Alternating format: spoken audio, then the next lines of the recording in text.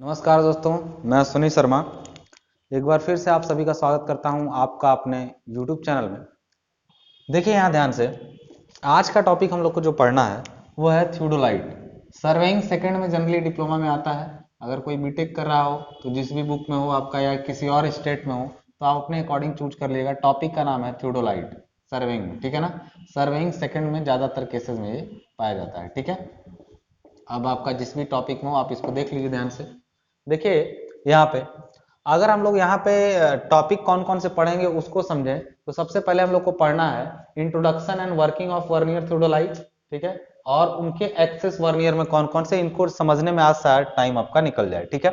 ध्यान से देखिएगा थियोडोलाइट क्या होता है उसके बारे में। तो थियोडोलाइट सबसे पहले देखिए, अगर आपने सर्वेइंग पढ़ा है तो मैंने आपको बहुत शुरू में पहले ही बताया है कि surveying is nothing but the art of determining the relative positions of point, माने बिंदुओं के बीच सापेक्षिक स्थिति निकालने की कला है। और उन बिंदुओं को प्लॉट करना भी सर्वेइंग के अंतर्गत ही आता है। किसी कागज पे एक ड्राइंग तैयार करना सर्वेइंग के अंतर्गत आता है। उनमें से एंगुलर मेजरमेंट्स, जब आपको किसी भी नक्शे को बनाने के लिए अगर आपको उसमें क्या लेना है, एंगुलर मेजरमेंट लेना है, ठीक है ना। एंगुलर मेजरमेंट लेना है तो उसमें थियोडोलाइट बहुत ही सहायक आपका होने वाला है एंगुलर मेजरमेंट के लिए। ये एंगल माप सकता है, बहुत छोटे छोटे दो लाइंस के बीच में बहुत छोटे एंगल को भी आसानी से माप सकता है। कैसे माप सकता है सबके बारे में हम लोग समझेंगे वन बाय वन चीजों को। एंगुलर मेजरमेंट ये कैसे ले सकता है, तो देखिए वो कैसे ले सकता है वो समझने के लिए पहले इसके स्ट्रक्चर को समझना जरूरी, ठीक है। तो स्ट्रक्चर को हम लोग कैसे समझेंगे जरा ध्यान दीजिएगा। देखिए ये आपका, अगर टॉपिक के बारे में बात कर लें कि ये वर्किंग के बारे में पढ़ने जा रहे हैं तो हम लोग इसको थोड़ा डिटेल में समझना चाहेंगे। तो डायग्राम पर थोड़ा सा मैं आपका फोकस बढ़ाना चाहूंगा, डायग्राम पर, ठीक है। डायग्राम पर फोकस देखिए कैसे होगा। शायद अब आपको डायग्राम थोड़ा सा पहले के कंपेयर में, आई होप हल्का सा जूम करके मैं आपको दिखाता हूं इसको, हाँ ठीक है। अब देखिएगा यहाँ पे डायग्राम अपेक्षाकृत बड़ा हो चुका होगा थोड़ा सा। अब यहाँ पर देख लीजिएगा, ये आपका थियोडोलाइट जो है वो कैसा है।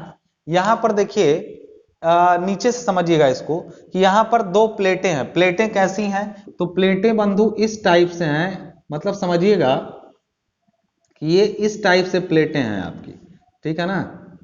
ये प्लेटें जो हैं वो इस टाइप से त्रिकोणी प्लेटें हैं, तीन कोने हैं इनमें, कोने कहिए या इस टाइप से स्ट्रक्चर इनका प्लेटों का होता है। जो एक प्लेट ऊपर है दूसरी प्लेट नीचे है, तीन कोने पे हैं और तीनों कोनों पर इसके तीन स्क्रू लगे हुए हैं। कैसे स्क्रू लगे हुए हैं ध्यान दीजिएगा।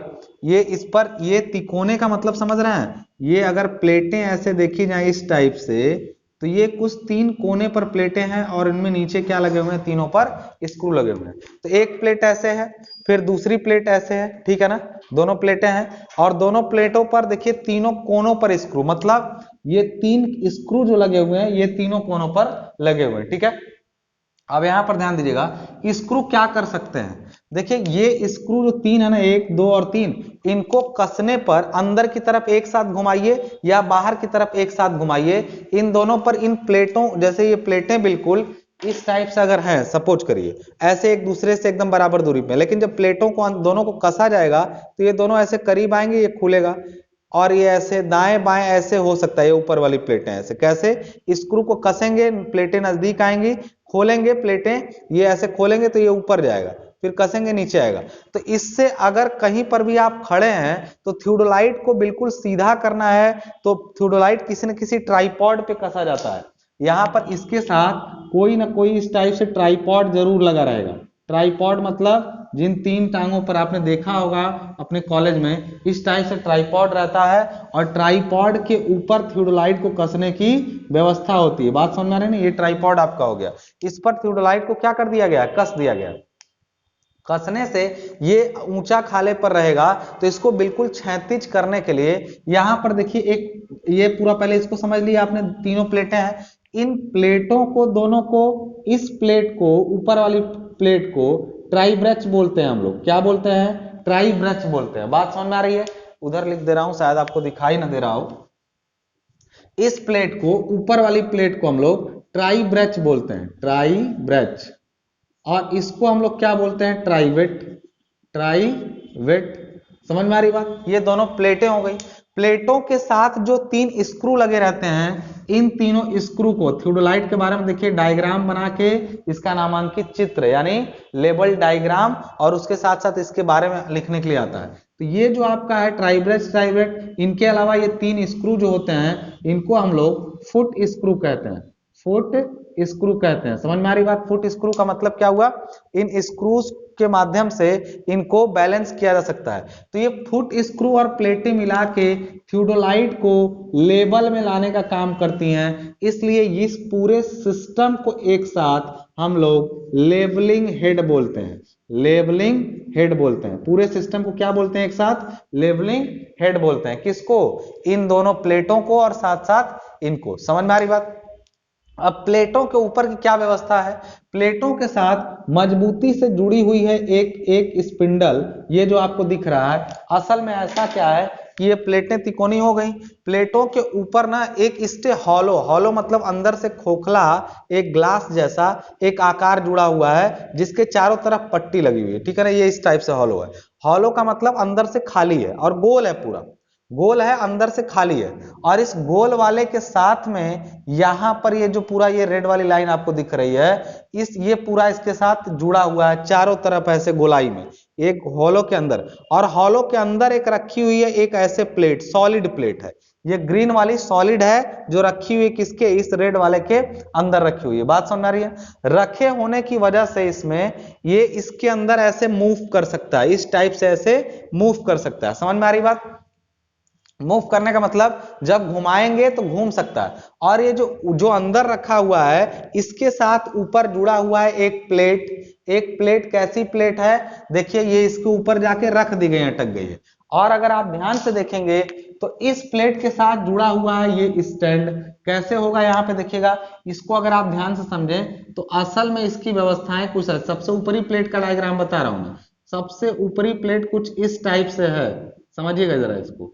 ऐसे है ये, देखिएगा यहाँ पे ये दिख रहा है आपको।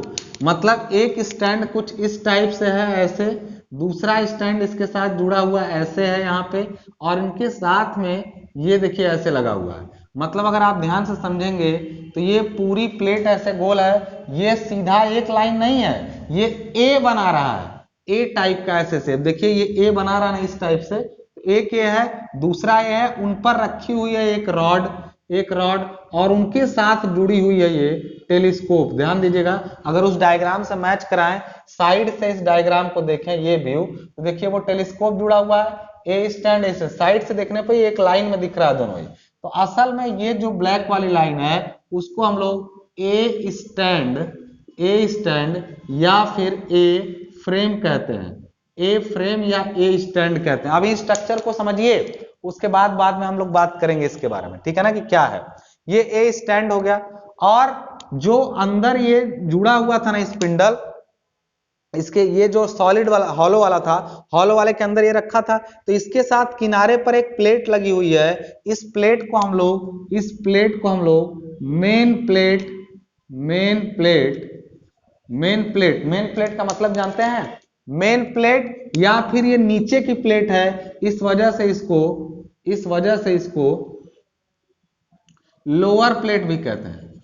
लोअर प्लेट या मेन प्लेट कहते हैं इसको, ठीक है ना। लोअर प्लेट या फिर मेन प्लेट कहते हैं किसको, इस नीचे वाले को। बात समझ आ रही है। और ऊपर वाली प्लेट जो दूसरे के ऊपर रख दी गई है, इस प्लेट को हम लोग क्या कहते हैं, वर्नियर प्लेट। ध्यान से समझिएगा पूरा स्ट्रक्चर पहले, उसके बाद हम लोग बात करेंगे ये काम कैसे करेगा, तब चीजें और ज्यादा क्लियर। एक इसको ना झटके से नहीं, पूरा जब तक देख नहीं लेंगे तब तक चीजें क्लियर नहीं होंगी, ठीक है।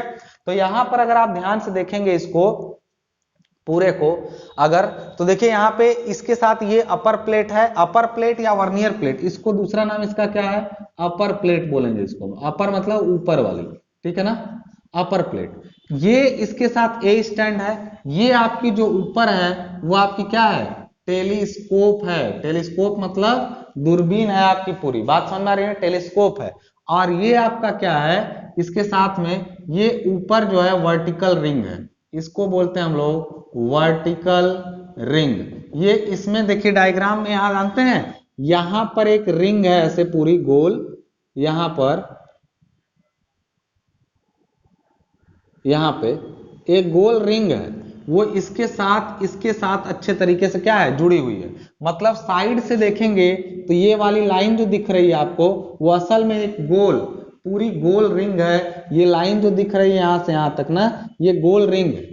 और गोल रिंग क्यों है, क्योंकि उस पर निशान बने होते हैं। ये रिंग पूरी गोल है, इस पर निशान बने होते हैं, किस चीज के, अंशों के निशान, मतलब डिग्रीज के निशान बने रहते हैं। क्यों बने रहते हैं, सब पर धीरे धीरे बातें हम लोग अभी करेंगे। बात समझ में आ रही ना। Let me move it like this. ठीक है, ये आपको समझ में आ रहा होगा, यो चीजें समझ में आ रही होंगी अब। और तो अब यहां पर देखा होगा आपने कि ये जो रिंग है ऊपर वाली, ये जो रिंग है वो पूरी गोल है। अब देखिए होता क्या है, पहली बात कि थियोडोलाइट से हम लोग पहले मेन चीज पर पहुंचते हैं, फिर धीरे धीरे चीजों को समझेंगे। एक चीज बताइए, अगर आपको एंगल मेजर करना है, ठीक है ना, और ये दोनों, अच्छा फुट स्क्रू आपने देख लिया, ये दोनों स्क्रू देखिए इसको कसेंगे। अच्छा मान लीजिए ये इसके अंदर मूव कर रहा है ना, ये इसके अंदर मूव, इसको रोकना है कि ये मूव ना कर पाए, तो क्या करना है, इस स्क्रू को जब कसेंगे तो देखिए ये नीचे जाके इस रेड वाले में फंस जाएगा। इसमें ध्यान से देखिएगा, ये स्क्रू कसेंगे और ये नीचे यहाँ पे आ जाएगा, इसके साथ नीचे इसमें आ गया, तो फिर इसी में चिपक जाएगा। तो जो स्क्रू जो ना किसी गति को रोकते हैं, देखिए वो नीचे जाके अगर फंस गया तो वो रेड वाले में, देखिए ये ग्रीन वाले से सीधे रेड वाले में चला जाएगा, नीचे जाके फंस गया अगर, तो वो मूव नहीं कर पाएगा। तो ऐसा स्क्रू जो किसी मूवमेंट को रोक देते हो, इनको कहते हैं क्लैंप। इसको बोलते हैं अपर क्लैंप, इसको बोलते हैं लोअर क्लैंप, या इसके साथ इसको वर्नियर क्लैंप और मेन क्लैंप। जैसे ऊपर वाली प्लेट इसके अंदर मूव कर रही है, तो इसकी मूवमेंट को रोकने के लिए ये स्क्रू कस देंगे, और कस दिए तो आप घुमा रहे हैं तो ये पूरा घूम रहा है, सिस्टम ही पूरा घूम रहा है। इनमें रिलेटिव मोशन नहीं हो पा रही है। रिलेटिव मोशन का मतलब सापेक्षिक गति नहीं हो पा रही है, घुमा रहे हैं तो पूरा। अब पूरे को रोकना है तो देखिए ये वाला कस दीजिए, इसको जैसे ही कसेंगे ये रेड वाले को ब्लॉक करेगा। इसको देखिए इस स्क्रू को कसेंगे तो अभी देखिए ग्रीन वाला इससे मजबूती से जुड़ा है प्लेट के साथ, जब कसेंगे तो ये रेड वाले में जाएगा और पूरे का मूवमेंट देखिए रेड वाला भी फंस जाएगा इस ग्रीन वाली प्लेट के साथ, और फिर ये इसके साथ घूम नहीं पाएगा। अगर आपको ये चीजें समझ में आ रही हैं थोड़ी बहुत, तो ध्यान समझिए करना क्या है, ये सब रोकने के लिए और घुमाने के लिए क्यों लगे हैं। यहां पर लगी है एक बबल ट्यूब, यहां पर ये जो है इसको, इस ट्यूब को हम लोग बोलते हैं plate bubble tube. Plate bubble tube, bubble tube क्या होता है, आपने अगर लेवलिंग पढ़ा होगा मुझसे सेकेंडरी, अपने पहले सर्वे फर्स्ट में, तो बबल ट्यूब के ऊपर मैंने काफी बातें की है। अगर नहीं देखा है तो पहले उस वीडियो को देख लीजिए। बबल ट्यूब किसी चीज को क्षैतिज करने के काम आता है। ये प्लेट बबल है, और इस वाले बबल ट्यूब को हम लोग एल्टीट्यूड बबल ट्यूब कहते हैं। एल्टीट्यूड बबल ट्यूब कहते हैं, एल्टीट्यूड बबल ट्यूब कहते हैं। बात समझ में आ रही ना। ऊपर वाले को एल्टीट्यूड बबल कहते हैं और नीचे वाले को क्या कहते हैं, प्लेट बबल कहते हैं। बात समझ में आ रही है। अब यहां पर ध्यान दीजिएगा, इन सारे केसेस को अगर आपने ध्यान समझ लिया है, तो सपोज करिए कि आपको कोई एंगल मेजर करना है। एंगल कैसे, एंगल का निशान जो बना रहता है ना, वो इस प्लेट पर बना रहता है। मतलब अगर आप देखेंगे तो ये जो नीचे वाली प्लेट है ना, इसके पूरे घेरे पर निशान बने रहते हैं, 0 से लेके 360 डिग्री तक के, 0 से लेके 360 डिग्री तक के निशान इस नीचे वाली प्लेट पर बने रहते हैं। और ऊपरी प्लेट जो होती है ना, ऊपरी प्लेट असल में कैसा स्ट्रक्चर होता है ध्यान दीजिएगा। अगर मैं इसको प्लान में ऊपर से देखूं तो ये प्लेट ऊपर वाली वर्नियर, और ये मेन प्लेट हो गई। वर्नियर इसके साथ जो जुड़ी रहती है वो कुछ इस टाइप से जुड़ी रहती है, ध्यान दीजिएगा, सॉरी। अगर मैं इसको मेन प्लेट ऐसे कहूं, ऐसे मेन प्लेट, और मेन प्लेट में जो वर्नियर लगी रहती है वो कुछ इस टाइप से लगी रहती है, ठीक है।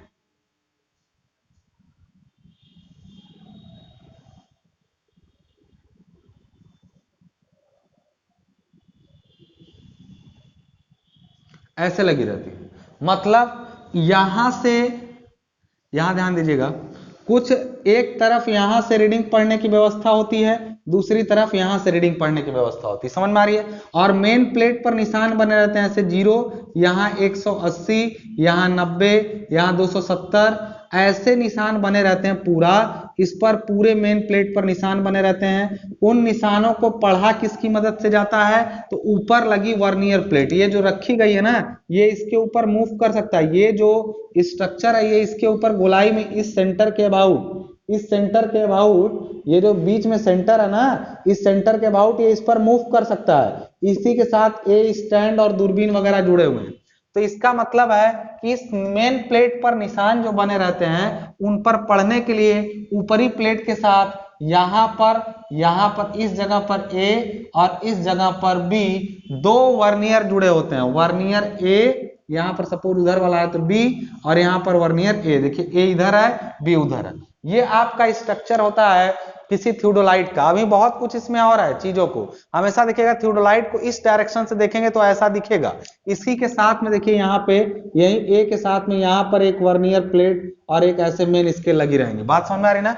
इन्हीं के साथ में ऐसा लगा रहेगा और ये मूव कर सकता है। I hope things are clear. But अगर और ध्यान से भी समझते जाइए कि कैसे पूरा थियोडोलाइट चला लेंगे, तो सब सोच करिए कि ये एंगल बने हैं, इनको मापना है। मापने के लिए क्या करना है? सबसे पहले थियोडोलाइट को ले जाके कसना है। कैसे कसेंगे? तो थियोडोलाइट को कसने के लिए सबसे पहले आपको इस चीज का ध्यान रखना है कि इसका समंजन यानी एडजस्टमेंट करना पड़ेगा। थियोडोलाइट का क्या करना पड़ेगा? एडजस्टमेंट। और एडजस्टमेंट 2 टाइप के होते हैं, टेम्पोररी और परमानेंट। परमानेंट एडजस्टमेंट तब करना पड़ता है जब थियोडोलाइट खराब हो जाए, बिगड़ जाए। लेकिन टेम्पोररी एडजस्टमेंट में हर बार जब आप काम करने जाएंगे तो 3 काम टेम्पोररी आपको करने पड़ेंगे। पहला, सेटिंग अप, मतलब उसको ले जाके फील्ड में कस वस के सेट करना। दूसरा, लेवलिंग अप। लेवलिंग अप मतलब उसको लेवल में लाना। और तीसरा होता है एलिमिनेशन ऑफ पैरालेक्स यानी लंबन का निराश। एलिमिनेशन ऑफ पैरालेक्स यानी लंबन का निराश। ये चीज आपको ध्यान रखनी है। ये तीनों चीजें क्या क्या है उसको ध्यान से अगर समझना चाहें तो क्या होंगे देखिएगा। सबसे पहले ले जाके उसको ट्राइपॉड पर कसें तो सेटिंग अप उसको आपने कर दिया। अगली चीज आप उसको लेवल में कैसे लाएंगे? तो देखेंगे थियोडोलाइट ऐसे है तो इसका ये जो बबल ट्यूब है, बबल ट्यूब मतलब एक ट्यूब होती है कांच की नली, उसमें भरा होता है पानी, या फिर पानी तो गलत तरीका है, मतलब पानी मतलब कोई लिक्विड भरा होता है। और उसके बारे में बहुत लंबी चौड़ी चर्चा मैं पीछे सर्वे फर्स्ट में कर चुका हूं, इसलिए ज्यादा नहीं बोल रहा हूं। अगर बबल ट्यूब को अच्छे से समझना है तो लेबलिंग टॉपिक मैंने पढ़ा रखा है सर्वे फर्स्ट में, उसको देख लीजिए आप लोग जाके, ठीक है ना? आप सर्च किया कीजिए। और 2 लोग बार बार नोट्स और ये सब, भैया डिस्क्रिप्शन बॉक्स चेक करो, सब सारी जानकारी उसी में मिलेगी। बार डायरेक्टली जो नंबर दिया गया उस पर फोन नहीं करना है, व्हाट्सएप करना है आपको। फोन कर बताइए, आओ भी किसी भी टाइम, मतलब पढ़े लिखे हैं आप कि नहीं ये बताइए। अगर आप लोग पढ़े लिखे हैं, थोड़ा बहुत ज्ञान है, तो किसी व्यक्ति को कब फोन करना है कब नहीं, और कब मैसेज, किसी भी टाइम नहीं, तरीके से काम कीजिए। नहीं परेशान आदमी क्या कर सकता है, हम आपका कुछ ब्लॉक कर देंगे हम यूट्यूब से, फिर वीडियो भी नहीं दिखेगी आपको। तो इस वजह से ऐसी कोई हरकत मत करिए, नहीं तो कहेंगे तानाशाही दिखा रहे हो। क्या करें, परेशान हो चुके हैं हम। आप लोग पढ़िए, मन लगा के पढ़िए, और ये भी ध्यान रखिए अपनी जगह, हमारी जगह अपने आप को रख के देखिए कि आप क्या 4, 5 हजार 10 हजार लोग एक साथ कैसे हम रिप्लाई देंगे भाई। तो इस चीज को समझिए जरा ध्यान से। तो एक चीज ध्यान रखिएगा कि तरीका हर काम का होता है। नीचे नोट्स लेनी है तो उसका तरीका नीचे डिस्क्रिप्शन में दिया गया है, उसको फॉलो करिए, ठीक है?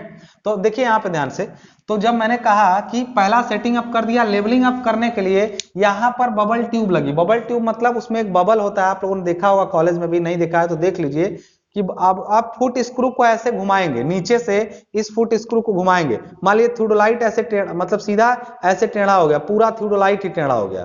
क्यों टेढ़ा हुआ होगा वो? क्योंकि ऊंचा खाला जमीन पे रख दिए होंगे आप। लेकिन जब फुट स्क्रू को घुमाएंगे और ऊपर वाली प्लेट ऐसे सीधे होगी स्क्रू खोलने से, तो अपने आप थियोडोलाइट सीधा हो जाएगा।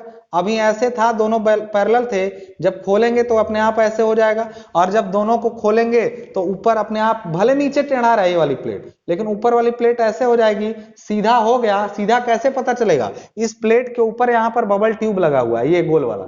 ये बबल ट्यूब क्या करेगा?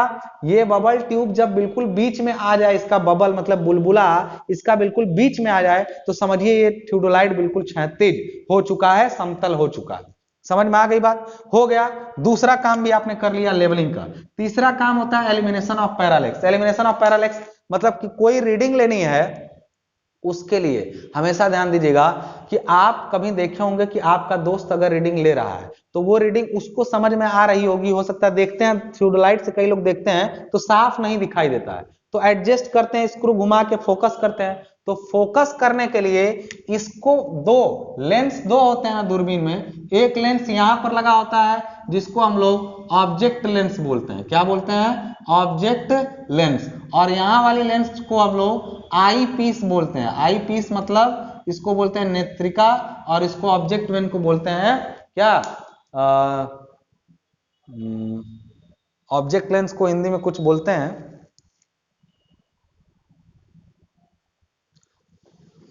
याद नहीं आ रहा अभी। ऑब्जेक्ट लेंस ही बोलते हैं इसको, इसको आई पीस बोलते हैं। आई पीस देखने का काम करता है। एक चीज जान लीजिएगा क्लियरली, जब भी थियोडोलाइट से आपको कुछ देखना होता है ना, थियोडोलाइट से कुछ देखना होता है, तो उसको देखने के लिए आप डायरेक्ट यहां पर रखे हुए ऑब्जेक्ट को नहीं देख सकते हैं। आप डायरेक्ट यहां पर रखे हुए ऑब्जेक्ट को नहीं देख सकते हैं। ये रेड वाली लाइन आपको दिख रही होगी, या ये चलिए इसको मैंने ऊपर नीचे ग्रीन कर दिया। इस लाइन को आपने देखा, इसका पहले एक इमेज बनता है इस जगह पे। दूरबीन के अंदर एक जगह होती है जो एक तारे, जिसमें तारे बनी होती हैं, इस जगह पर इसका उल्टा इमेज बनता है, इसका इनवर्स इमेज। इनवर्स मतलब इसका अगर ये ऊपर ए है नीचे बी है, तो जो इमेज बनेगा वो बी ए करके बनेगा। बात समझ आ रही ना? बी ए मतलब उल्टा इमेज बनेगा। हमेशा थियोडोलाइट से, अगर नॉर्मल थियोडोलाइट से आप देख रहे हैं तो इमेज उल्टी बनती है, ठीक है ना, इन्वर्टेड बनता है। तो एक इन्वर्टेड इमेज इस पर बनता है, किस पर, किस जगह पर? इस जगह को जहां पे बनता है उसको बोलते हैं हम लोग डायाफ्राम। डायाफ्राम, डायाफ्राम मतलब, डायाफ्राम वो जगह होती है जिस प्लेन में, डायाफ्राम जगह नहीं होती, डायाफ्राम एक रिंग होता है जिसमें दो तारें बंधी होती हैं, ऐसे एक रिंग होता है ऐसे। इसके बारे में मैंने पहले सर्वेइंग में टेलीस्कोप में बताया है। ये रिंग होता है जिसमें तारें बंधी होती हैं, और डायाफ्राम इसी के प्लेन में बनता है। अब स्टाफ इसमें बन जाएगा तो स्टाफ पर, पूरा स्टाफ ऐसे दिखेगा आपको, दिखेगा पूरा स्टाफ, लेकिन रीडिंग आपको कहाँ की पढ़नी है? जहां दोनों वायर क्या करते हैं, क्रॉस करते हैं। बात समझ में आ रही ना? तो हमेशा ध्यान रखिएगा, टेलीस्कोप से देखते हैं तो ऑब्जेक्ट लेंस की मदद से यहां पर चित्र बनता है, ठीक। उसको बनाने के लिए ऑब्जेक्ट लेंस को थोड़ा सा क्या करना पड़ेगा, मूवमेंट कराना पड़ेगा, ऑब्जेक्ट लेंस का मूवमेंट कराना पड़ेगा। लेकिन इस चीज का ध्यान रखना दोस्त, क्या ध्यान रखना, कि ऑब्जेक्ट लेंस का तो तुम बना लोगे, लेकिन तुम्हें ये डायाफ्राम ही नहीं दिखा तो, डायाफ्राम दिखे, मान लीजिए हमको एक रीडिंग लेनी है, ठीक है ना, हम रीडिंग लेने गए, हमको डायाफ्राम की तारें ही नहीं दिख रही, तो उसमें बनी हुई चीज कैसे दिखाई देगी? ठीक है, हम डायरेक्ट ऑब्जेक्ट को नहीं देखते हैं, we see the object, image of the object which is made in the plane of diaphragm. मतलब जो किसमें बना है, डायाफ्राम के प्लेन में बना है, हम उस इमेज को देखते हैं। तो उस इमेज को देखने के लिए पहले हमें डायाफ्राम के तारों का सही दिखना जरूरी है। तो हम एक आदमी लेने जा रहे हैं, मेरी आंख के अनुसार हम पहले ऐसा एडजस्ट करेंगे कि किससे तारें स्पष्ट दिखने लगे, और तारों को स्पष्ट दिखने के लिए ही तीसरा सेटिंग किया जाता है, एलिमिनेशन ऑफ पैरालेक्स। मतलब लंबन का दोष होता है तो लंबन को हटाना, यानी लंबन का निराश ही कहलाता है एलिमिनेशन ऑफ पैरालेक्स। बात समझ में आ रही है?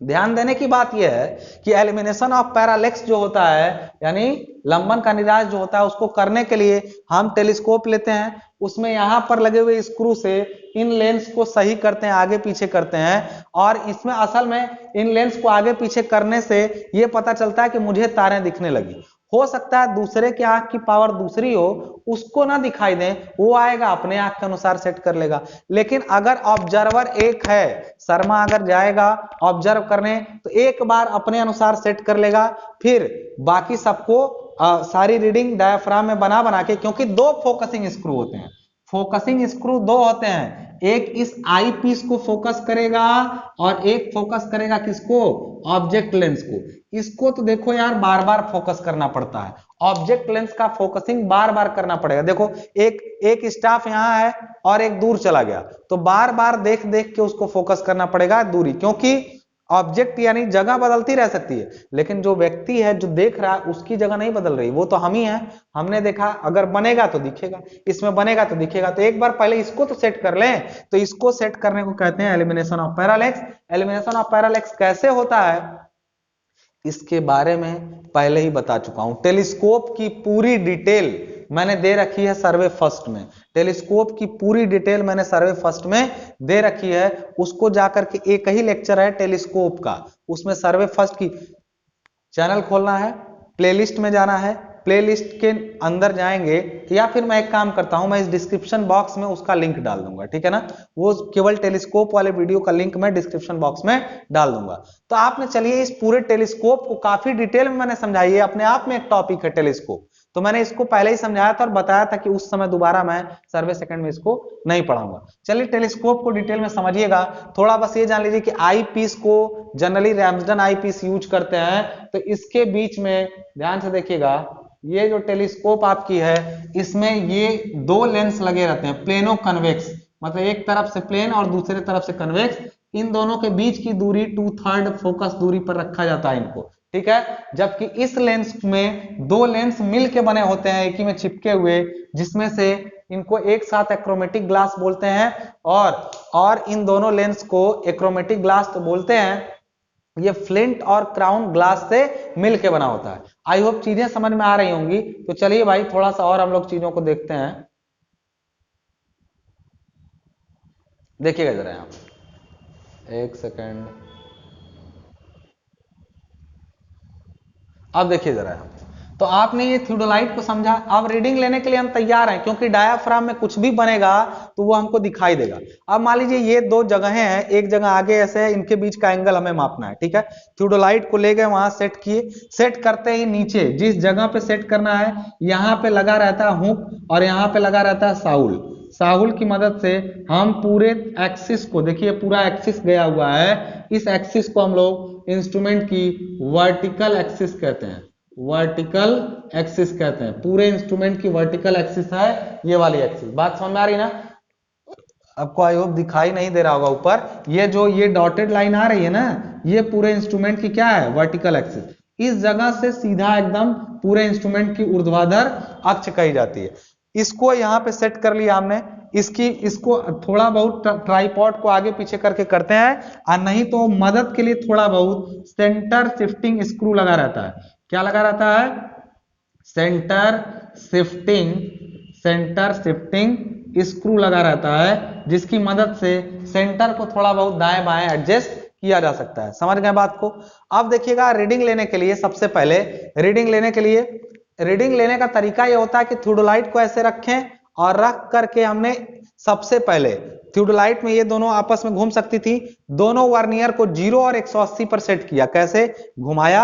ये दोनों देखिए घूम के इधर, ये ऊपर ऐसे भी घूम सकते, लेकिन घुमा के 0 और 180 पे दोनों। अगर एक वर्नियर 0 दिखाएगा तो दूसरा 180 दिखाएगा, क्योंकि दोनों डायमेट्रिकली अपोजिट होते हैं। डायमेट्रिकली अपोजिट का मतलब क्या होता है? दोनों एक दूसरे से क्या होते हैं? व्यासाभिमुख सिरे पर होते हैं। बात समझ आ रही है ना?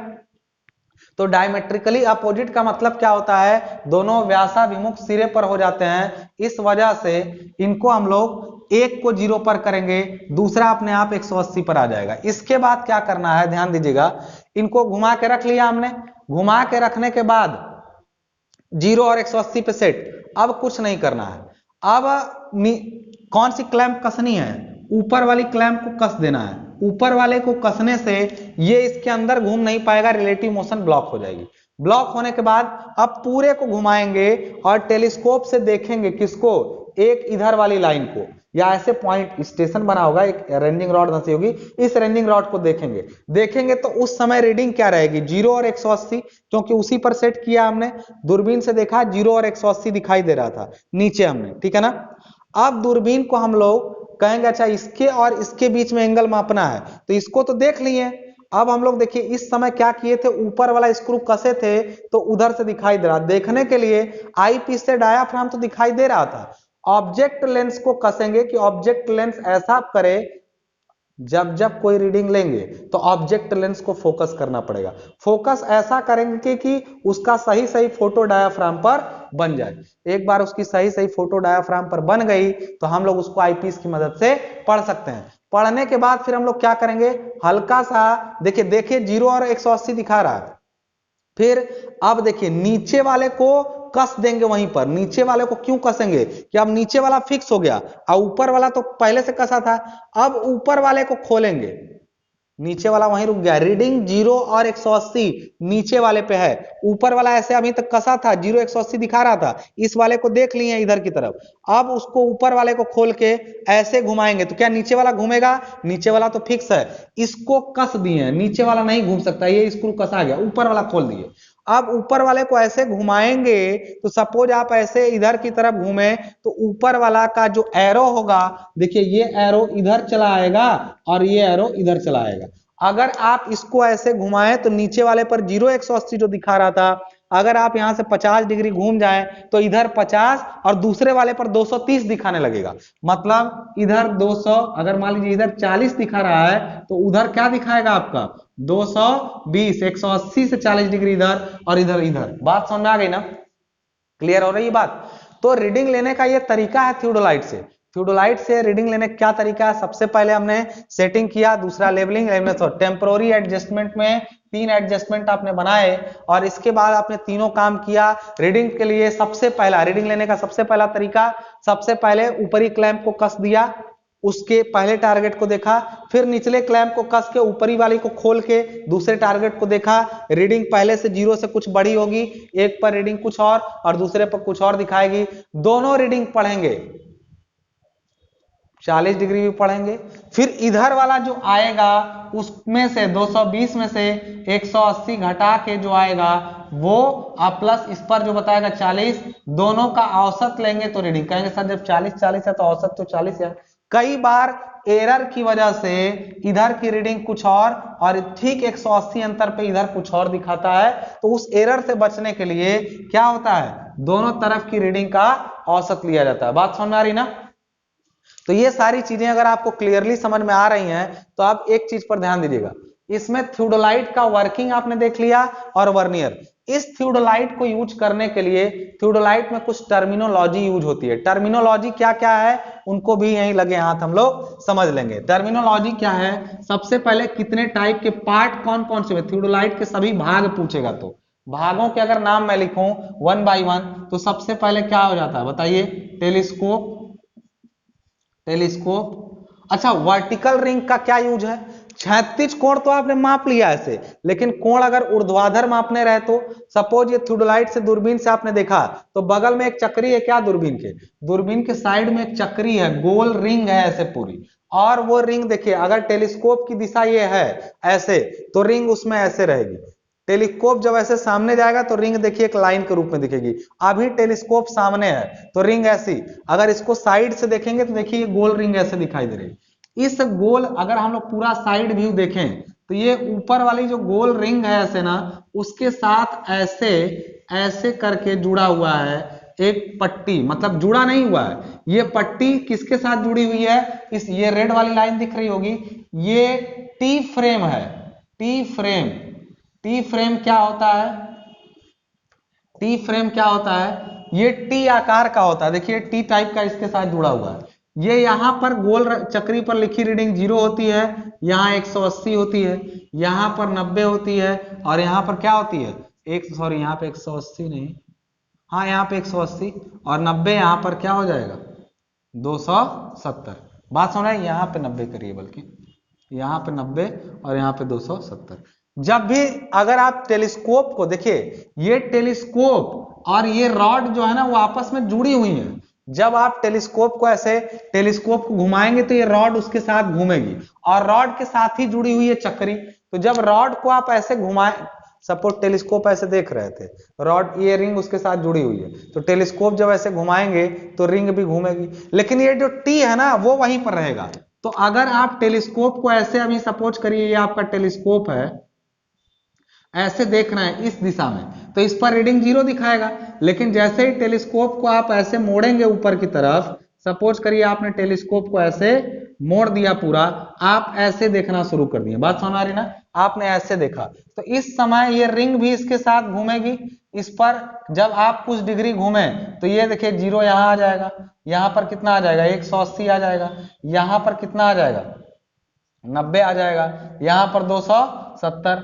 लेकिन टी वाला ऐसे ही रुका रहेगा, टी वाला ऐसे ही रुका रहेगा, पूरा टी ऐसे, और यहाँ पर रीडिंग सपोज 30 डिग्री दिखाएगी, यहाँ पर 180 210 डिग्री दिखाएगा। मतलब 30 का मतलब जब आप इसको ऐसे इंक्लाइंड किए हैं तो रिंग का जो यहाँ पर 30 लिखा था ना, यहाँ पर 30 है, सपोज यहाँ 45 है, यहाँ 60 है, तो जब घुमाएंगे तो ये 45 30 उठ के ऊपर जाएंगे, इसके सामने आ जाएंगे। टेलीस्कोप देखिए घुमा तो ये 30 उठ करके इस टी फ्रेम का काम होता है वर्टिकल रिंग की रीडिंग पढ़ना। टी फ्रेम का क्या काम होता है, टी वर्नियर या टी का क्या काम होता है, वर्टिकल रिंग की रीडिंग पढ़ना, वर्टिकल रिंग की रीडिंग पढ़ना। कौन करता है ये टी जो लगा है उसके साथ में। तो टी फ्रेम का काम आप समझ गए होंगे कि वर्टिकल रिंग की रीडिंग पढ़ने के काम आता है। तो हम लोग जब पार्ट्स का नाम लेते हैं तो वन एल्टीट्यूड बबल क्या करेगा, एल्टीट्यूड बबल ऊंचाई मापते समय ऊपर वाले एंगल को सही करता है। मतलब जैसे इसने समतल किया, ऊपर वाला दूरबीन को क्षैतिज करने के काम आता है, ठीक है। तो इस तरह से कितने कितने नाम हो गए इंस्ट्रूमेंट के, सबको मैं लिखने जा रहा हूं यहाँ पे। आप चीजें देखिए थोड़ी सी, अगर थियोडोलाइट के स्ट्रक्चर को समझ चुके हैं तो एक चीज जान लीजिए यहाँ ध्यान से, नाम तो लिखेंगे अभी। थियोडोलाइट को जब एक बार ऐसे सामने से देख रहे हैं, सपोज करिए ये आई पीस है आपका, ये आई पीस है, ये ऑब्जेक्ट लेंस है, ये आई पीस यहां से देख रहे हैं, और चक्री हमारे किस तरफ है, बाएं तरफ है। तो इस तरफ जब बाएं तरफ रहती है ना, तो बाएं तरफ चक्री में लिखते हैं कि थियोडोलाइट को हम सही कर। लेकिन अगर थियोडोलाइट को हम लोग सपोज उल्टा कर दिए, उल्टा मतलब टेलीस्कोप को घुमा दिए, आई पीस उधर चल गया, ऑब्जेक्ट लेंस इधर आ गया, तो थियोडोलाइट की टेलीस्कोप को एक बार ऐसा घुमाना, ऐसे कर देना कि उसका ऑब्जेक्ट लेंस आई पीस की जगह आ जाए और आई पीस ऑब्जेक्ट लेंस की जगह आ जाए। This process is called transiting. Transiting of the theodolite is nothing but rotating the theodolite